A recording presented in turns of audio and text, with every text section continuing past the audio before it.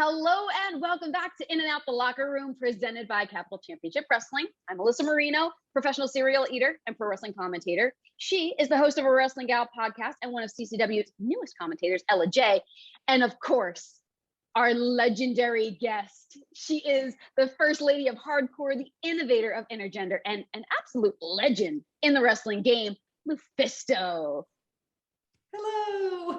How are you doing today? Thank you so much for joining us. I'm good. Thank you so much for having me. I don't do many podcasts, but I'm like really excited about this one. I can't say no to Alyssa. No. Right. I couldn't sweet. either. Well, we are so excited to be chatting with you. And honestly, your journey so far, it's had twists, turns, world travels, trails blazed, and so much more. So as they say in The Sound of Music, let's start at the very beginning, the very best place to start. You began your career at the age of, I believe, 17 it was? Yep. Oh, okay. 17. So such an early start. And for you, what was some of the best advice that you were given either when you first got started or even maybe later on as you were developing in your journey? I would say, well, it wasn't really an advice. It was more of a warning. My first teacher goes like, so you want to join this class, right? There's only guys, like you're the only girl, and there's like almost no other girls in the whole province right now. But do you really want this? I'm like, yeah, I really want this. And he's like, do you really want this? I'm like, yeah. He's like, okay, here's the deal. It's really hard to become a professional wrestler, physically and mentally. But for girls, it's so much worse. I have no words. I just want you to let you know, that I want you to know what's up. I'm like, okay.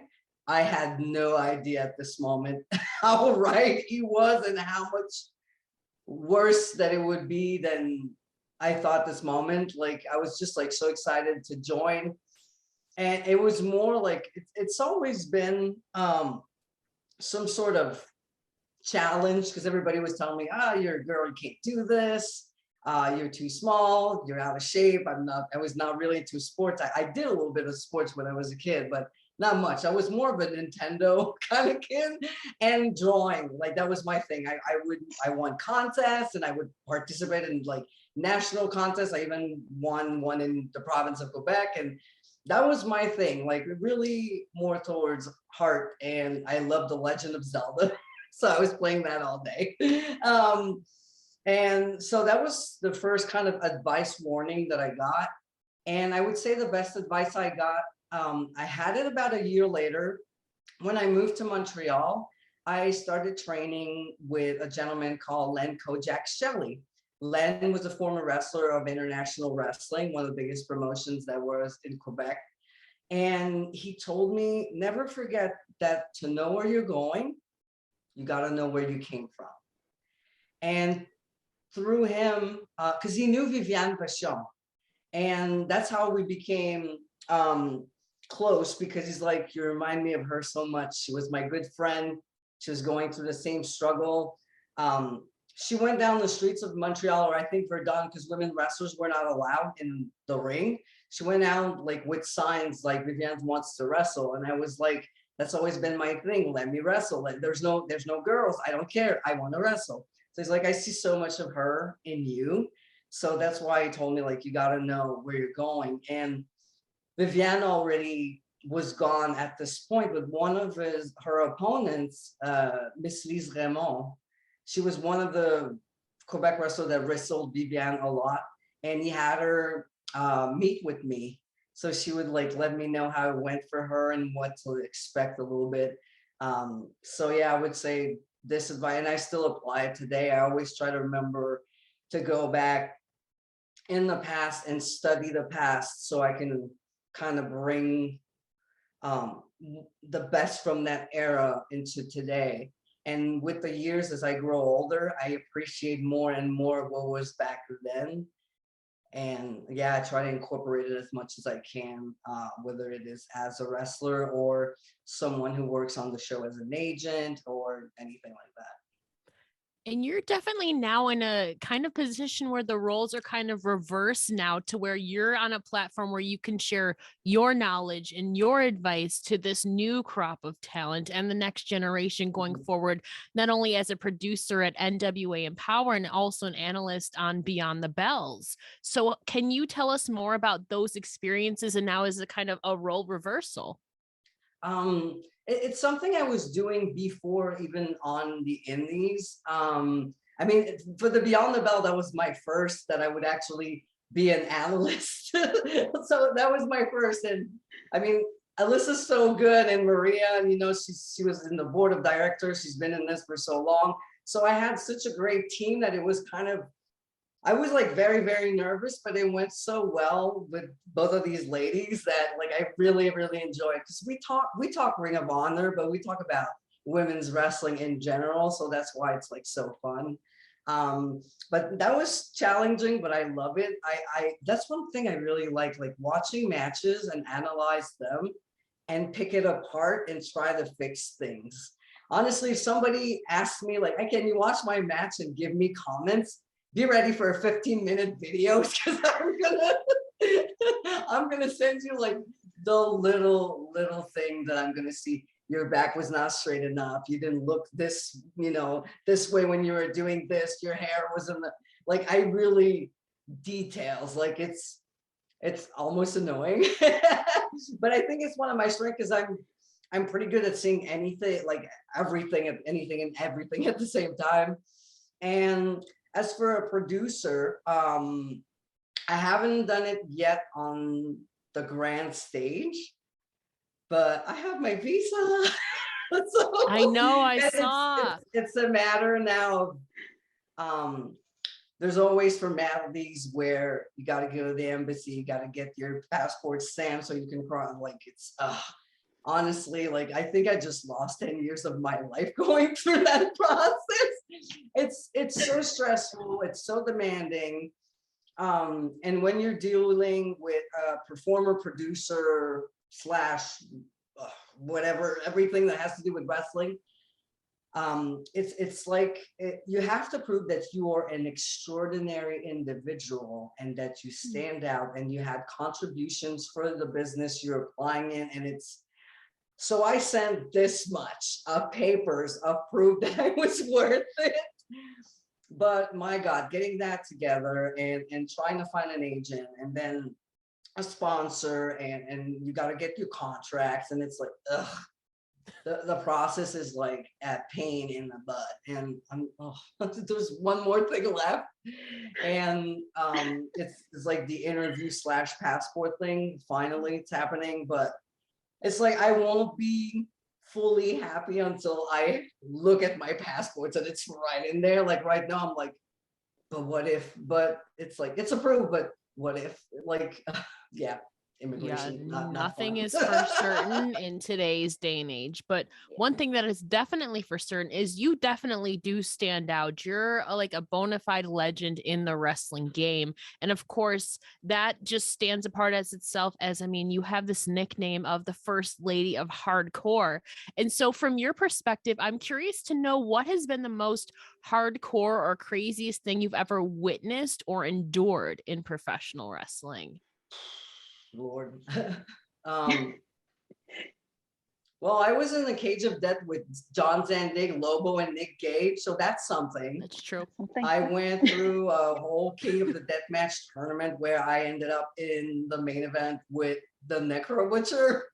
So Necro Butcher's like was my toughest, scariest, everything like matches when I think when it comes to hardcore, because to me, like he was like such a hardcore legend, and everybody talked about the Necro Butcher, and that's the time where we saw him on The Wrestler.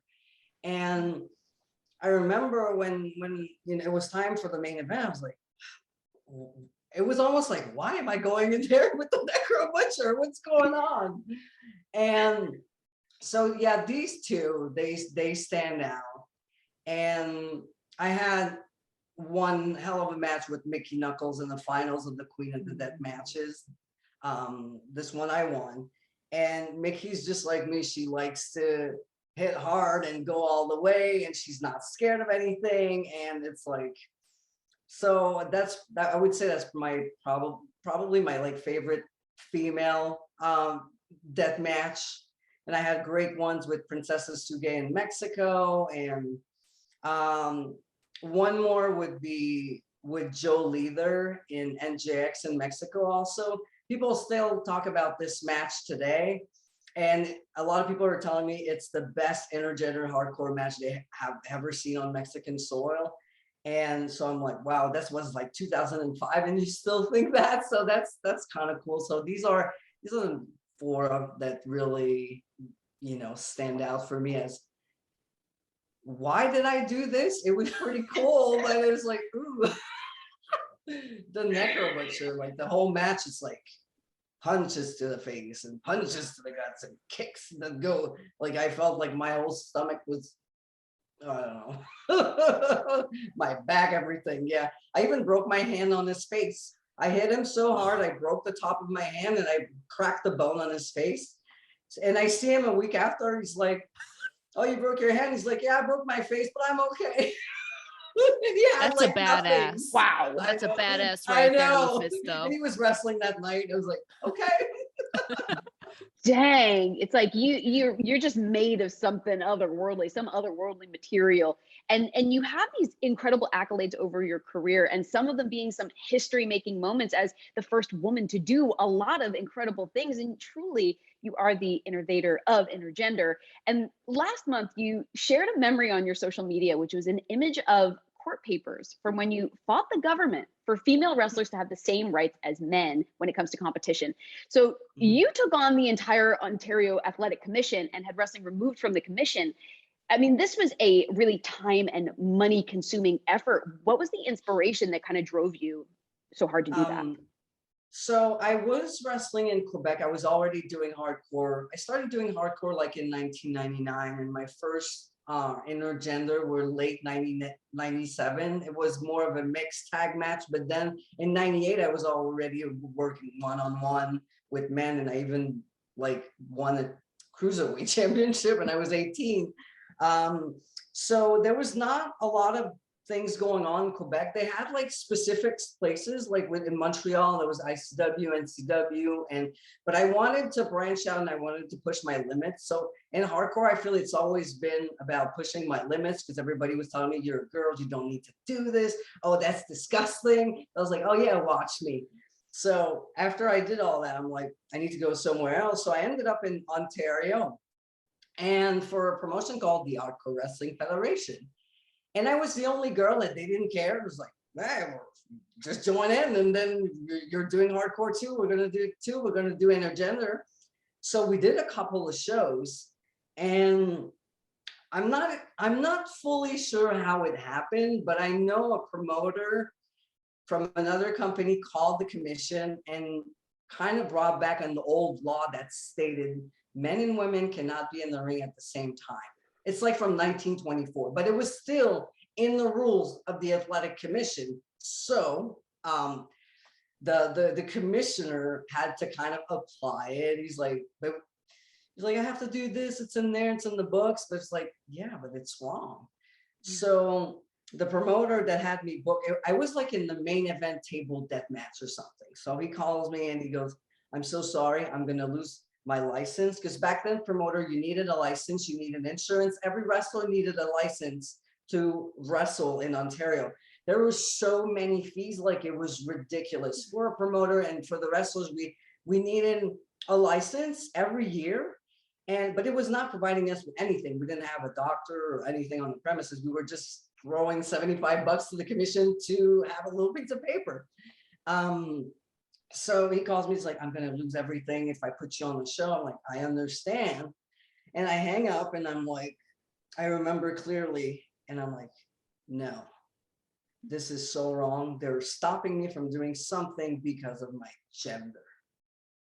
So we're talking 2002. So internet was okay. We were past the 66K or something. We were past that. It was quicker.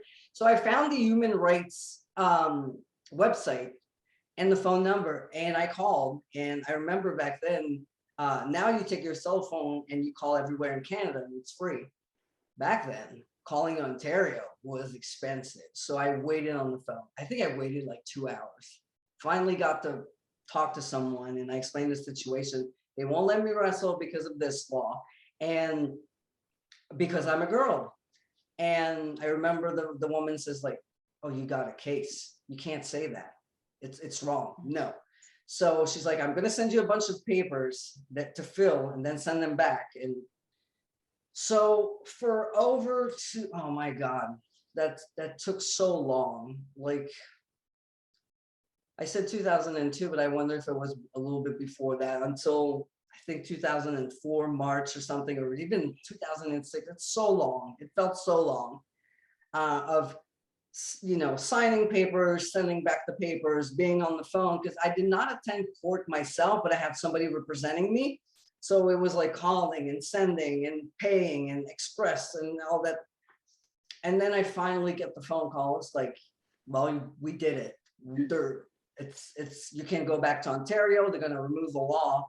And I don't know exactly how the rest came about, but like a few days later, I've learned that the whole wrestling part of the athletic commission was taken down fully. So that meant promoters did not need license, did not need any specific insurance, nothing. So all those fees, and the wrestlers as well, all those fees were gone. And yeah, from that moment, like Ontario has been completely different. Jeez, I mean, that's really, you've shaped that whole landscape. And we touched briefly on kind of the hardcore side of your career, and I'm curious too. We've seen the title for you of the Wounded Owl. What is the significance behind the Wounded Owl? I came up with the Wounded Owl after, because I was the super hardcore anime, and I was more of a bubbly, fun, and character, and inspired from Japanese animes and the mangas and stuff. And I really liked that they were so cute yet so violent, and I wanted to bring that like in like a human form. And I have my doll manager that was a fluke because I wasn't supposed to keep her, but she was so popular I had to. And it's just that at one point I was like, I felt that even some promoters did not take me seriously enough, because I was more of the mid-card, happy, bubbly character. And not only that, but I grew older. So it's like, walking the ring with a doll and dressed like an anime and more of a cosplay. I was like, I was bored, and I felt like it wasn't me anymore at all. I'm more of an introvert. I'm a heavy metal girl. Like I said, I was more when I was a kid, like about drawing and art and Nintendo and, fantasy games and stuff. And I'm like, I really need to get out of that. And I came up with the Wounded Owl moniker because it had been close to 20 years that I was in wrestling, and how they present the owl as knowledge, and that's what you see when you go to university. And it's such a powerful animal that's like quiet, but if you attack it, it's very vicious. So I was like, it really felt like me. And wounded for the simple reason that all the scars I collected throughout those years from the hardcore, from being totally beat up in some intergender matches because I was told I did not belong in there and I was not for women, and I thought I was better than everybody when all I wanted to do was wrestle. So that's why it's a long story for such a little moniker, but it has a lot of meaning behind it. And you're definitely one who has come back from a lot of those scars, whether it's from illness or injury. I mean, not only potentially career ending, but life altering adversities. So for you, maybe what is the driving force or the support that's helped you through some of those darker times? It's always been my mission to prove that girls could do it too. And it comes really from at home. When I was a kid, my stepfather kept telling me like I didn't have a good relationship with him. Girls don't do this. You're fat, you're ugly, you're not going to do anything. Wrestling's not for girls. you're gonna get hurt. So, you know, the early days was to prove him wrong, and then it was to prove everybody wrong that I do belong in here, and I love wrestling so much. But I don't know how I lasted so long with, you know, there was physical abuse in the backstage. I was the only girl. I don't know how many times somebody grabbed my butt, or somebody tried to get in my shower when I was 17, when I was just starting, another wrestler.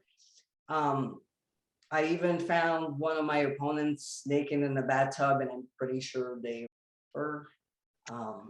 And I took her back to the hotel room and I washed her. And yeah, I don't know where I get that drive, but I always felt like I've already made so many sacrifices for my craft. I'm like, you gotta keep going, you gotta keep going. This can't be for anything. You have that goal in mind. You have that, I don't want to say dream, because for me, wrestling's a calling. It's the thing that kept me going in life in general for so long. And when it would be dark at home, wrestling would be kind of my shining light. Even if it backstage and everything, and you know, the comments, when I was in that squared circle, I felt home. So yeah, to answer your questions, I just think I'm really hard-headed. I don't know. Really, I mean, maybe hard-headed, but it's also you've called it your calling. It's your craft, and how much you care, and how much you love wrestling, and truly throughout your career, wrestling has taken you to some amazing places. I mean, throughout Canada, of course, across the US, Japan, Mexico, it's so much more. Has there been a particular location that you've traveled to where you felt a special connection? Germany. Oh. There is a connection in Germany that I just can't explain. They sing my name. And it's I don't know. I get so much love from Germany. And the first match I had there, like, yeah, I just felt the love, and I'm like, I love this place. And they genuinely love wrestling. They're having fun. They're singing, they're drinking, they're screaming. It's really a place, home away from home. And I can't wait to go back. Like with COVID, everything slowed down. But yeah, I'm not to spoil anything, but I will go back, and it's gonna be something big. And I'm really, really excited about this. It's yeah, I really feel honored that they think so highly of me. And I also won the Femme Fatale tournament from WXW. So yeah, WXW in Germany, I love them so much. Of course, I mean, it's apparent you have this amazing connection with Germany and its fans at all. And throughout your career, it's definitely spanned well over 2 decades now, and you've definitely faced a plethora of competitors from all around the globe. So for you, who are some competitors or teammates that you felt an in-ring connection with? I've always felt Mercedes Martinez was kind of my wrestling soulmate. We just went in there and just did it. There's Saraya Knight also, in and out of the ring. I think she's a wonderful lady. She's old school, she's rough, but she has a pure heart. She always wants the best for you, even if she's gonna be harsh and into your face, and you're not gonna like what you're gonna hear. You're gonna get fruit from her. And yeah, every time I wrestle her, we don't even talk. It's like, I'll see you out there, and we just fight. We just fight. So these two, I really love my match with Josh Alexander. So much fun. My God, who else? There's so many. I had fun with Leva. Kimberly's one of the other girls that I love to wrestle. Any like hard hitter, like it gets me into the match. So like so much. Like I had a match at C4 Wrestling with Kobe Durst. I was not even supposed to wrestle him. We just went out there and beat the crap out of each other, and it felt so good. I feel if you give me a lot, I'll give you a lot too. And it gets me into that zone where I feel the love you have for this, and it brings mine out. And so anybody that does that, definitely, I love Japanese wrestlers. Oh, my match with Kana, Asuka. And Asuka also as my partner. She was my partner in Shimmer for 3 years. We had great chemistry. And more lately, Jordan Grace. She's like my little sister. Like I love her so much. And I haven't seen her for 2 years, and I saw her not too long ago, and I was so happy. She's doing so great. Top like world-class powerlifter. Like she's amazing. I love her so much. And yeah, we had such a great chemistry in the ring. People still talk about Team Pod today. It's like, we want the team back. Like it's nonstop, and it's been like over 2 years since we have a team, but people still talk about it and they're asking for it. So hey, who knows? Who knows? 2022 is right around the corner. It's channeling Maria with the notepad. You know, anything can happen. Anything can happen. But so I mean, obviously, you have such a love for wrestling, and you love to see it reciprocated. So who are some of the people who have particularly empowered you along your wrestling journey, whether it be on screen, in the ring, or behind the scenes, and why? I would say the first women that I looked at and I was like, you know, that inspired me, there's definitely Medusa, Luna Vachon, and Bull Nakano. And a little bit after that, Jazz. I love Jazz as a human being. I love her as an opponent. I love her as a fan.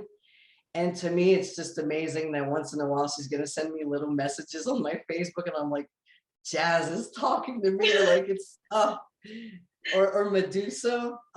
It's like it's unreal for me because I have so much respect for these women.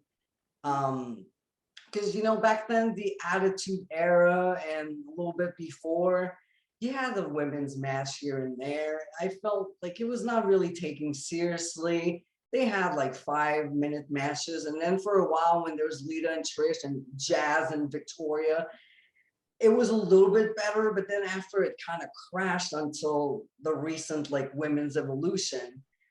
But to me, they were like models. So to talk to them, or Mickey James, I'm like, that's nuts. Like I was watching them on TV, and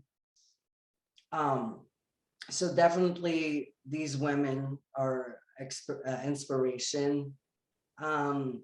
John's ending from CCW, someone who believed in me when I did not. I was the only girl, and people were laughing at me, and he saw something in me. Kevin Steen goes like, you should give the belt to her as a joke. And he was like, and he did it. Like, it was not serious, but he did it. And so definitely he's one of them. I know I'm forgetting people. But especially the early days, I would say, yeah, definitely them. Well, I would say you yourself too are definitely a huge inspiration for a lot of people in and outside of the wrestling world. You've overcome so many challenges, which you touched on earlier, but for you, what has been the most rewarding thing to come out of your career thus far? I'm not sure yet, because I really feel I'm not done, and I still have that feeling of there's more to do. I always feel very fulfilled when I help someone put their matches together and they do good. You know, as a general answer, that's something I'm really proud of. Or when somebody thinks I'm gonna do bad and I just kill it. So, but yeah, yeah, I just feel this year, like I've waited 25 years, and now it's my time. I've been polite enough. I've been too nice. I want this, and I don't care if I'm 42, if you think I'm too old. I think I'm doing the best I can, like not the best I can, but the best I ever had before. I'm having killer matches. And no, I feel I work a little like smarter. I watched some of my old matches and I'm like, oh wow, ooh, not enough selling. You didn't look like the crowd. Now I see things I did not see before, understand. But now I'm like, yeah, now I feel ready. And I've been for a while, but I think 2022. That's my year. Move out of the way. Ooh, goosebumps over here. And you definitely did touch on the fact that you love those fine tuning and the finishing touches, and being able to kind of critique yourself and learn is such an incredible thing to be able to do. So, I mean, aside from being a mentor and an absolute badass in the ring, you touched on your artistic side a little bit. You're also a designer who's created t-shirt designs for yourself and for other wrestlers. Was this something that kind of stayed with you throughout your whole career, or is it something that you started tapping into during the course of your wrestling career? It started pretty much before. I went to school for photography in 97, 98. So I was just starting in wrestling. I wanted to be a sports photographer because I wanted to take pictures of wrestlers. I wanted to be like a young Jim Cornette or Paul Amen, I guess, to go to the shows and, take pictures of the wrestlers. But throughout this course, I like noticed I was having a lot more fun editing the pictures on Photoshop and doing graphic design than taking the actual pictures. So I ended up going to school for graphic design and multimedia design. And I've used that my whole career to make my own website, and I started designing my t-shirts, and I designed my own gear. I did my own DVDs, and a lot of, some wrestlers started to ask, like, hey, can you design me something? Can you do, so I started designing a lot of wrestling gear. I've designed gear for Mercedes Martinez, and I've designed, lately, I did also something for Sami Zayn, for Sledge, and other wrestlers throughout the independent circuit. And actually yesterday, it's funny, I was watching Ring of Honor and Sledge was wearing his t-shirts and I designed it. So I was like, oh, that's my design. I was it made me so happy. So yeah, it's really something I've used throughout and still do today. And I even use it now to help other people like create their characters, their gear, their entrance jackets or anything, t-shirt designs, all kinds of stuff. Now, besides designing and of course being a badass, what are some other things you like to do outside of professional wrestling to relax? Is it still Nintendo, or no, what have you been doing lately? I have a PS4, but I only bought like old games. Like I have the Mega Man collection, the Castlevania collection. I need like pixels. I don't want nothing that has to do with joysticks or 3D or nothing. No. 2-side pixels, 8 bits, 16 bits. It's like, that's it. I still play Dig Dug and Pac-Man. I like the old school kind of stuff. So I do play a little bit, but I just got, my boyfriend just bought me a guitar again, a few months ago. So I started playing it again because I completely stopped. So now I have a nice Jackson V, which was my dream guitar, and I have it now. So I do that, and I go to concerts. Like I said, I'm a big heavy metal fan. Yes, at 40 years old, I was in the pit at Anthrax, and I was pushing people, and I ended up in the Wall of Death and then a war dance, and all. Yeah, I still do that. I push people for fun, but it's a happy mosh pit at Anthrax. So, concerts, going, Iron Maiden concerts. I went to see Ghost. Like I have, every time there's a band, tickets. There's that meme from the fish, what's her name in Mermaid, that Little Mermaid, and it's like, I gotta save money. Oh, look, tickets. That's me. That's so me. Like it's like I gotta save money. It's like, ooh, concert tickets. So it's like every single time. I can't say no. Yeah. Luckily, your history has kind of prepared you for the Wall of Death. I think a little bit. You're a little bit more Yes. hardened, a little tougher. But so, okay, aside from, the potential upcoming concerts. We did see on social media, we talked about a little bit earlier, that things are being finalized for your US visa. Is there anything that you can share with us about potential things that are coming up for you? Well, so far, like I haven't really confirmed anything fully because, as I said, as long as I don't have that paper in my hand, I don't want to get excited. Because throughout the past 25 years, I've been so close to bigger promotions to only end up like, oh, well, your hardcore pass is not good. Like, oh, we don't like your intergender pass, or you're too fat. I got that. You don't look like Sable. That's another one I got. You don't have enough sex appeal. That's another one I got. And it's like every time, and last year, I had like my plane ticket set up to go to a tryout, and it was pretty like, I was pretty confident it was going something. COVID happened. So my past history is like, don't get excited.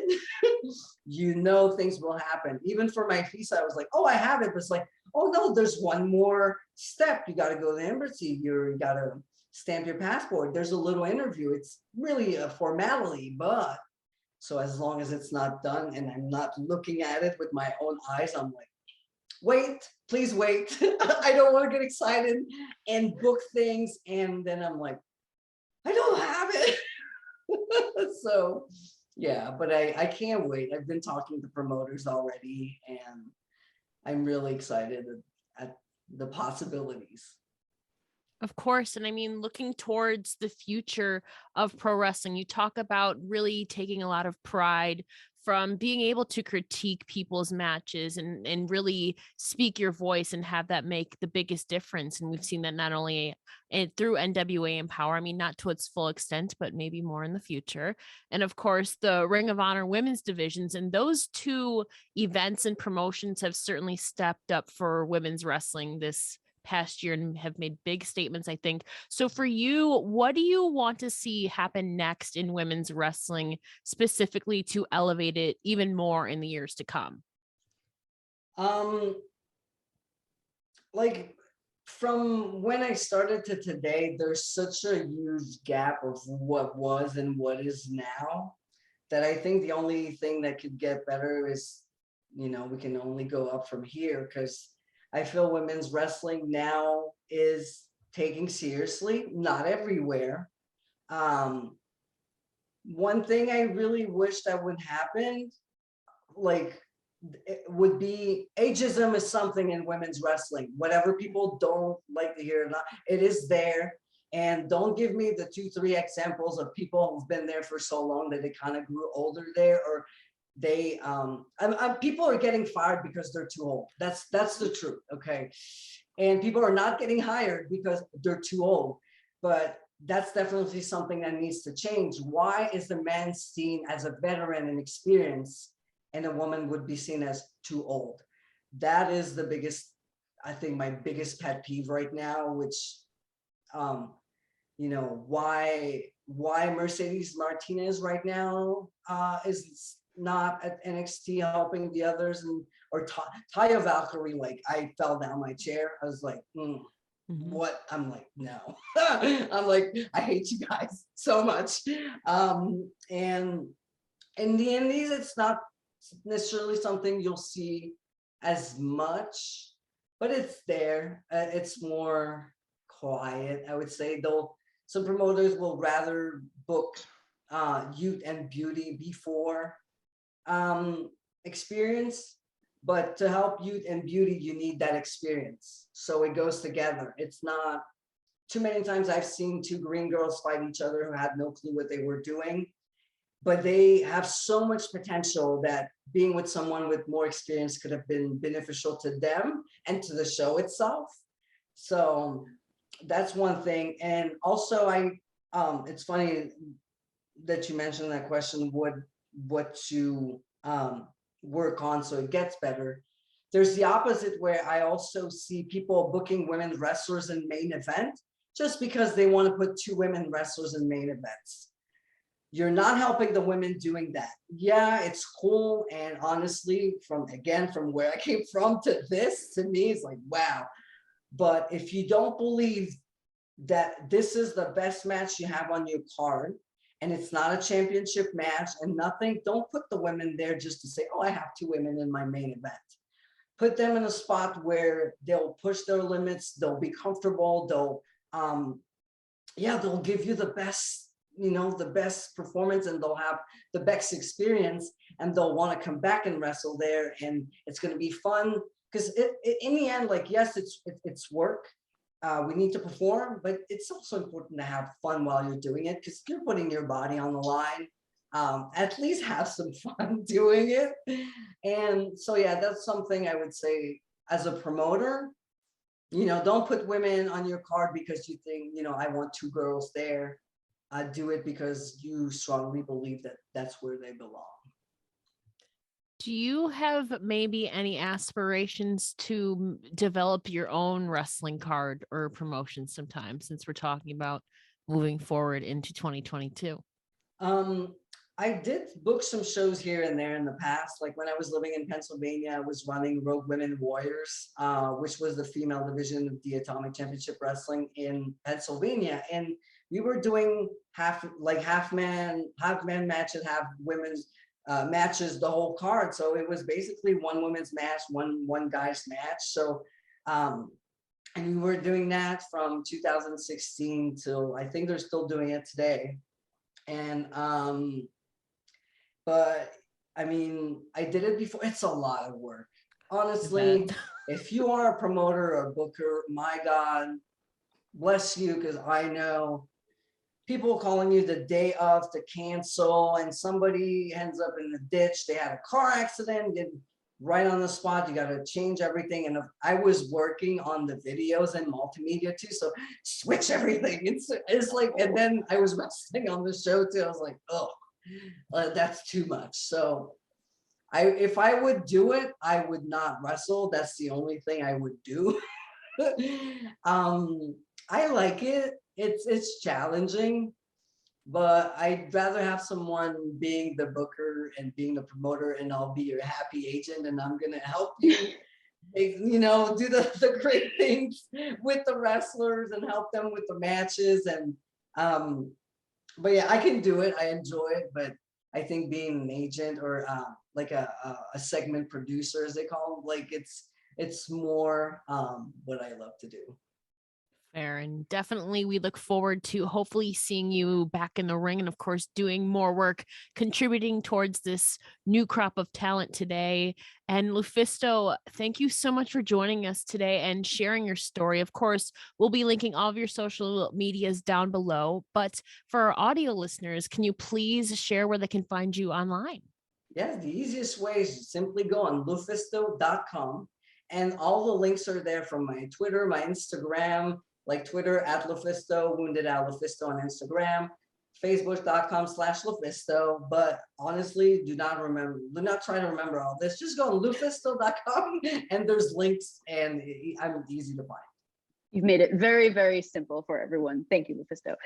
So be sure also, my friends at home, that you are following Ella J on it's Ella J on Twitter, and checking out a Wrestling Gal podcast with new episodes every week. And then you can find me at @AYY_Marino on all the socials and on new updates of Let's Get Serial Saturday afternoon.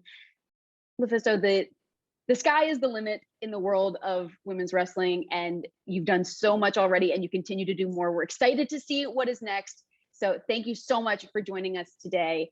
For LuFisto and Ella J, I'm Alyssa Marino. We will see you next time on the next edition of CCW's In and Out the Locker Room.